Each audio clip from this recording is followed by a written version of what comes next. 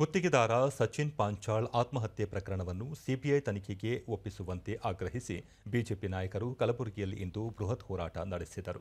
ವಿಧಾನಸಭೆ ವಿರೋಧ ಪಕ್ಷದ ನಾಯಕ ಆರ್ ಅಶೋಕ್, ವಿಧಾನ ಪರಿಷತ್ ವಿರೋಧ ಪಕ್ಷದ ನಾಯಕ ಛಲವಾದಿ ನಾರಾಯಣಸ್ವಾಮಿ, ವಿಧಾನ ಪರಿಷತ್ ಸದಸ್ಯರಾದ ಸಿಟಿ ರವಿ, ರವಿಕುಮಾರ್, ಮಾಜಿ ಸಚಿವ ಎನ್ ಮಹೇಶ್, ಮಾಜಿ ಸಂಸದ ಉಮೇಶ್ ಜಾಧವ್ ಸೇರಿದಂತೆ ಹಲವು ನಾಯಕರು ಪಾಲ್ಗೊಂಡಿದ್ದರು. ಬಳಿಕ ಆರ್ ಅಶೋಕ, ರಾಜ್ಯದಲ್ಲಿ ಕಳಪೆ ಔಷಧಿಗಳಿಂದ ಬಾಣಂತಿಯರ ಸಾವು ಸಂಭವಿಸುತ್ತಿದೆ. ಆದರೂ ರಾಜ್ಯ ಸರ್ಕಾರ ದಿವ್ಯ ನಿರ್ಲಕ್ಷ್ಯ ವಹಿಸಿದೆ. ವಿರೋಧ ಪಕ್ಷಗಳ ನಾಯಕರನ್ನು ದಮನ ಮಾಡುವ ಪ್ರವೃತ್ತಿ ಮುಂದುವರಿಯುತ್ತಿದೆ.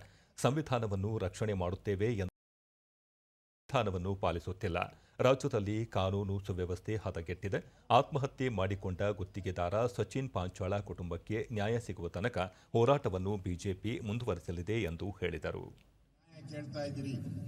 ಈ ಒಂದು ಸಚಿನ್ ಪಾಂಚಾಲ ಅವರ ಕುಟುಂಬಕ್ಕೆ ನ್ಯಾಯ ಕೊಡಕ್ಕೆ ನಾವಿಲ್ಲ ಇಷ್ಟೆಲ್ಲ ಜನ ಸೇರಿರೋದು.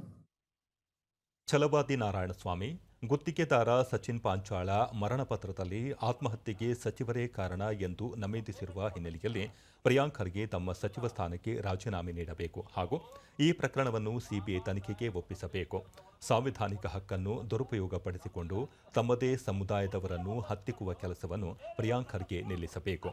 ಮೃತ ಗುತ್ತಿಗೆದಾರರ ಕುಟುಂಬಕ್ಕೆ ನ್ಯಾಯ ದೊರಕಿಸಬೇಕು ಎನ್ನುವುದೇ ಬಿಜೆಪಿಯ ಹೋರಾಟ ಎಂದು ಹೇಳಿದರು.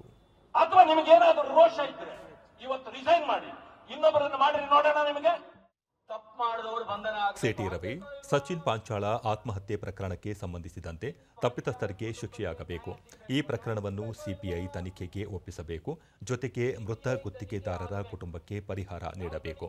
ಪ್ರಕರಣ ನ್ಯಾಯಯುತವಾಗಿ ನಡೆಯಲು ಸಚಿವ ಪ್ರಿಯಾಂಕ್ ಖರ್ಗೆ ತಮ್ಮ ಸ್ಥಾನಕ್ಕೆ ರಾಜೀನಾಮೆ ಸಲ್ಲಿಸಬೇಕು ಎಂದು ಆಗ್ರಹಿಸಿದರು. ಪರಿಹಾರ ಕೊಡಬೇಕು. ಅಷ್ಟು ಮಾತ್ರ ಅಲ್ಲ, ತನಿಖೆ ನ್ಯಾಯಯುತವಾಗಿ ನಡೆಯೋದಕ್ಕೆ ಸಚಿವ ಪ್ರಿಯಾಂಕ್ ಖರ್ಗೆ ಅವರು ರಾಜೀನಾಮೆ ಕೊಡಬೇಕು.